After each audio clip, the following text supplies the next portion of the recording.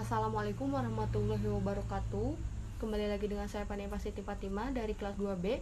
Kali ini saya akan mereview kembali pertemuan ke-6 dari hukum pidana oleh Ibu Profesor Dr. Hajah Heni Nur Aini SHMH dan asisten dosen M. Rendi Erdayandi SHMH, yaitu bab 4 tentang hubungan sebab akibat. Tujuan dari ajaran sebab akibat yaitu ada dua. Yang pertama untuk menentukan hubungan antara sebab akibat, yang berarti menentukan ada atau tidak adanya tindak pidana. Yang kedua untuk menentukan pertanggungjawaban seseorang atas suatu akibat tertentu yang berupa suatu tindak pidana. Dan ada 3 teori mengenai hubungan sebab akibat. Teori pertama yaitu teori conditio sine qua non atau teori ekivalensi atau teori syarat mutlak atau teori bedingungsteori, yaitu tiap syarat adalah sebab dan semua syarat mempunyai nilai yang sama. Karena apabila suatu syarat tidak ada maka akibatnya akan lain. Syarat positif maupun syarat negatif sama-sama sebagai penyebab timbulnya akibat. Sehingga jika salah satu syarat tidak terpenuhi, maka akibat konkretnya lain pula. Kebaikan teori ini adalah mudah diterapkan, tetapi menimbulkan masalah karena terlalu luas.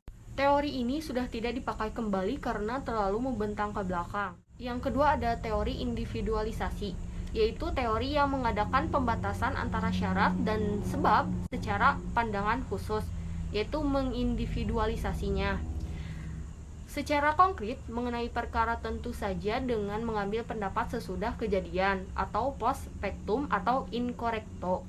Ketiga ada teori generalisasi. Teori ini melihat peristiwa sebelum kejadian atau ante factum atau in abstracto, yaitu serengketan syarat yang merupakan perbuatan manusia dapat menjadi akibat dari suatu peristiwa, yaitu dilihat dari perhitungan yang layak atau pengalaman hidup yang umum terjadi.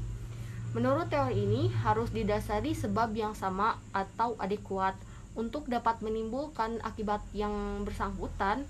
Oleh karena itu teori ini disebut teori adekuat.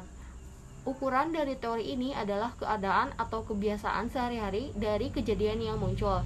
Persoalannya adalah apa yang menentukan bahwa sesuatu sebab itu layak atau cocok untuk menimbulkan akibat. Teori terhadap kausalitas, yaitu dari teori-teori tentang kausalitas yang dianggap paling mendekati kebenaran adalah teori adekuat atau kausalitas. Harus menambahkan unsur kesalahan. Oleh karena itu, teori Van Cries ini dianggap sesuai dengan jiwa hukum pidana. Sekian review kali ini dari saya. Mohon maaf bila ada salah kata. Wassalamualaikum warahmatullahi wabarakatuh.